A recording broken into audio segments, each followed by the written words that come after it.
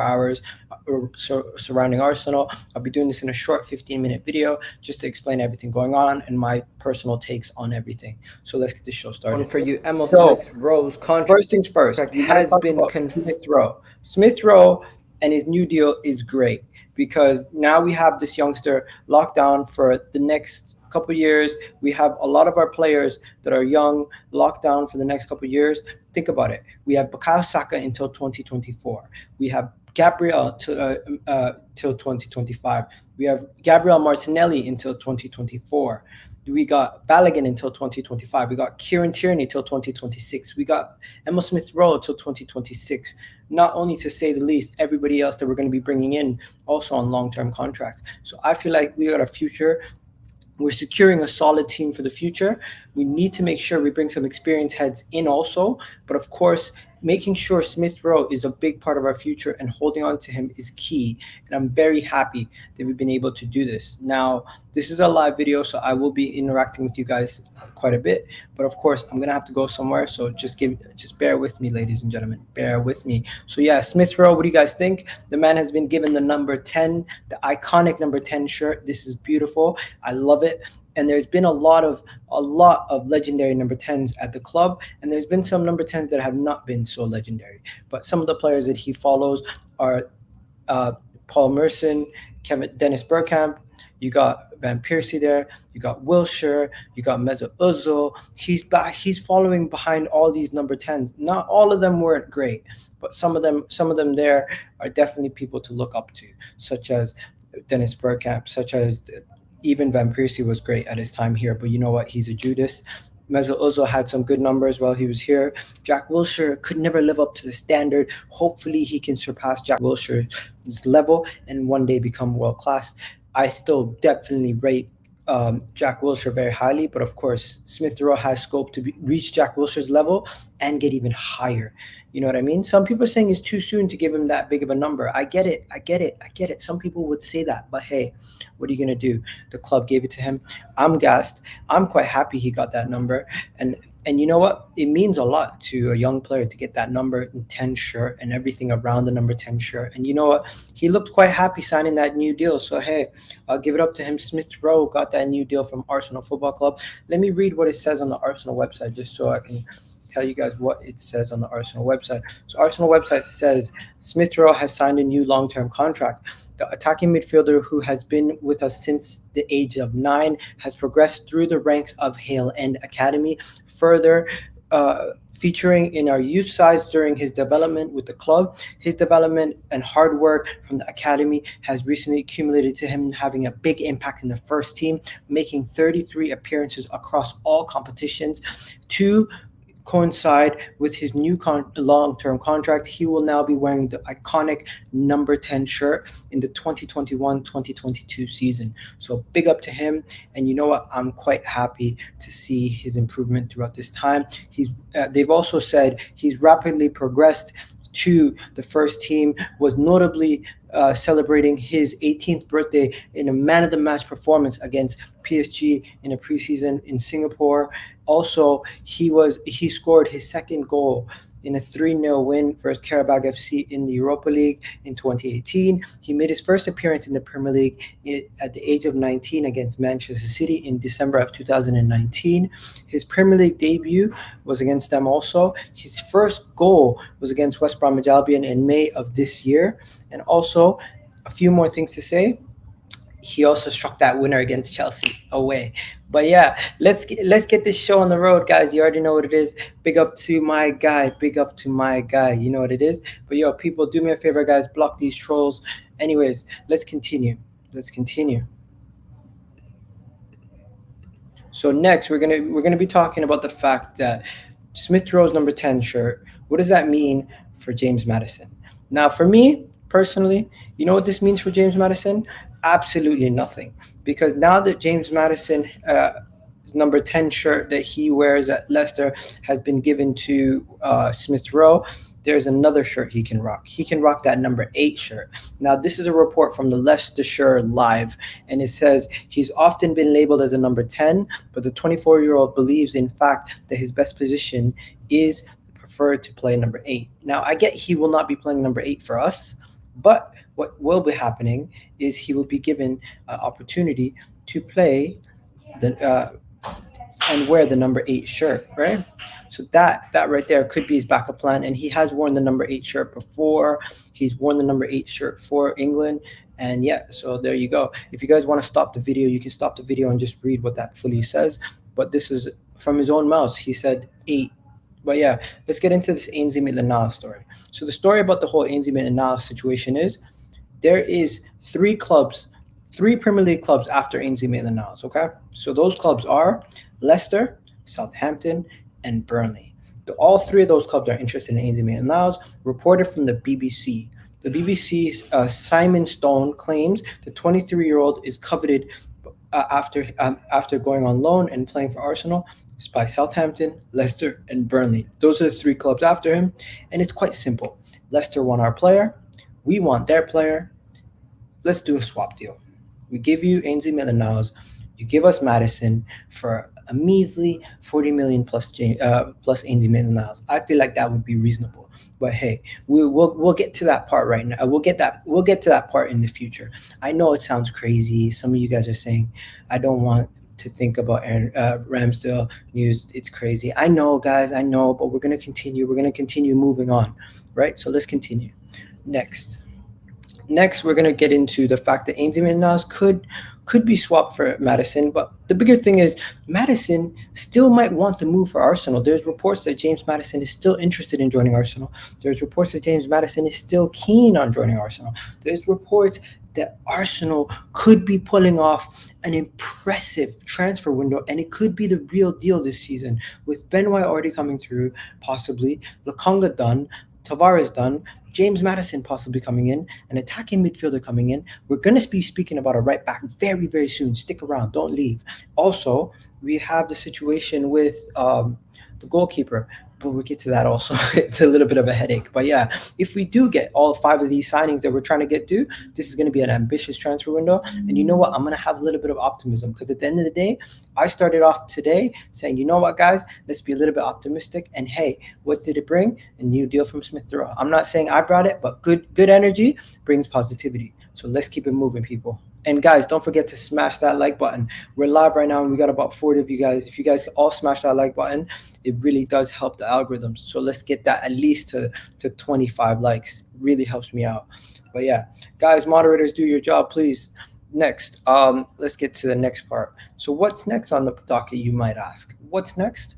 Let's talk about Max Aarons. So the situation with Max Aarons at Norwich is Norwich are willing to get rid of Max Aarons for a measly £20 million.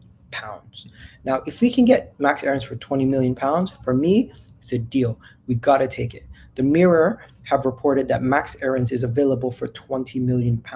Now, I know it sounds ridiculous that he would only be available for £20 million, but this has come from the Mirror. I don't know how reliable this source could be in the long run, but I'd be willing to say, you know what, give them a benefit of doubt for a second and just say they're for real.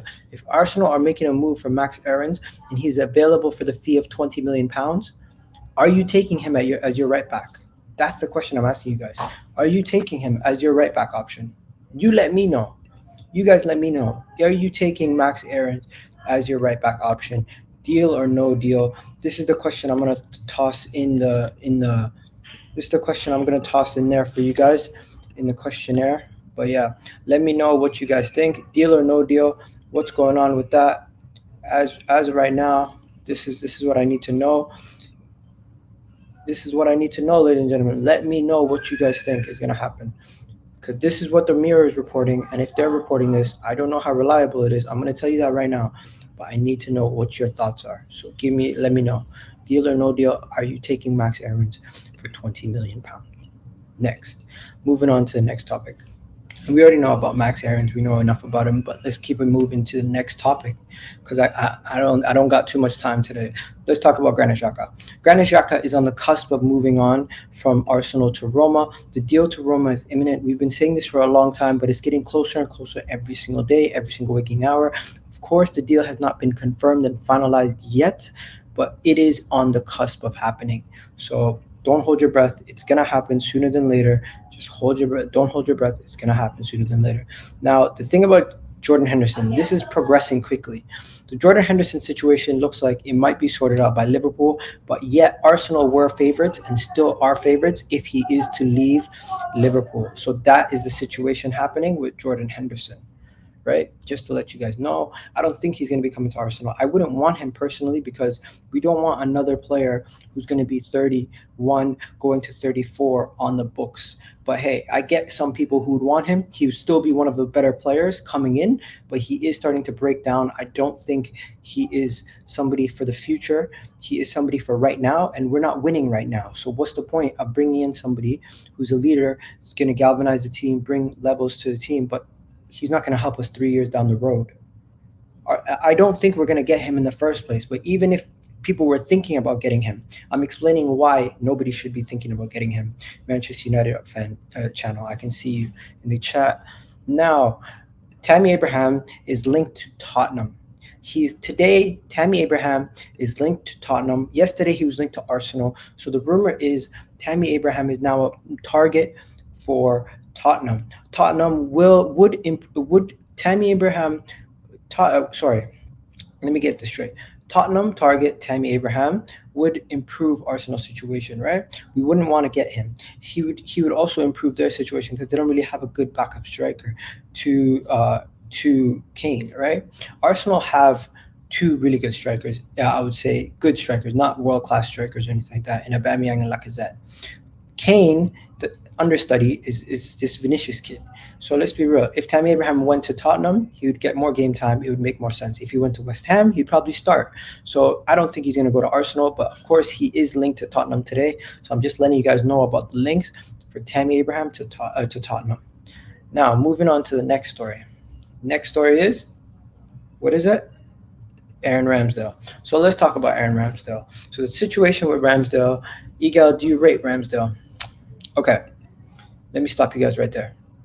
I rate Ramsdale to a certain degree, all right? I get why certain people don't want Aaron Ramsdale. I don't want him for the price that they're valuating him at. The price that they're valuating him at is too expensive. It is too expensive, in my opinion, to be pricing him or evaluating him at that type of level. He is not that good of a player to be evaluating him at that level. But you know what he is? He is a good prospect. So here is what I've done.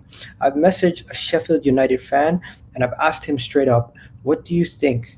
I've asked him thoughts on Aaron Ramsdale to Arsenal for 32 million. And his thoughts were, it's a lot of money for a goalkeeper, but then again, we would be left with a need keeping 2 weeks until the season, and it would be a lot. It would make a lot of sense. He would be worth the money, more money in time. He's only getting better, and he'll be a future England number one. That's what my guy believes. So he believes that he will be a future England number one day. So that's what he was saying, and I was just quite shocked about that, right? So I then was thinking about it. I'm like, in my opinion, this is my thoughts, raw thoughts when it happened. In my opinion, I'm not convinced, but I guess I'll reserve judgment and I'll see if it happens. Then immediately after, I started to think, wait, Ornstein hasn't tweeted about it. Charles Watts just recently said something about it. Wheatley still hasn't said nothing about it. Fabrizio still hasn't said nothing about it. So in my opinion, why am I getting myself worked up about a player who nobody major has reported on? It just makes no sense to get myself worked up about Aaron Ramsdale when nobody major has reported on him. So let's not get too worried about this whole situation. Most likely they are going to ask for 32 million, but we're not going to give them 32 million. Let's be real. Now, we already know about the Ben White situation. He's on vacation. He's kicking back, relaxing with his things and doing his things. So let him enjoy himself. The deal is near. £50 million deal for Ben White is going to be done sooner than later. So let's just keep it moving. We already know what's going on with the Ben White deal. Then Manchester United look like they are now coveted favorites to get Ruben Neves. The deal with Ruben Neves is going to be done sooner than later. Once again, this is another situation where the club could be getting Ruben Neves for a cut price. I don't know where these links are coming from, honestly. The Ruben Neves to Manchester United came out of nowhere, just like Arsenal to Ruben Neves came out of nowhere.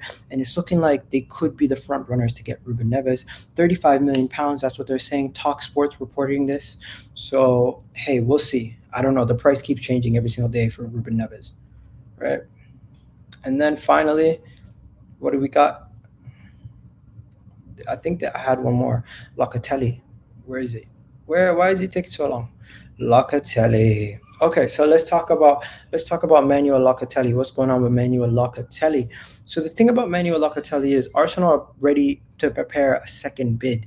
Now, I don't know how reliable this, according to Rudy Gaglietti from Italy, saying the Gunners are offering close to 40 million euros, which is 34.4 million pounds, and they highly rate the midfielder.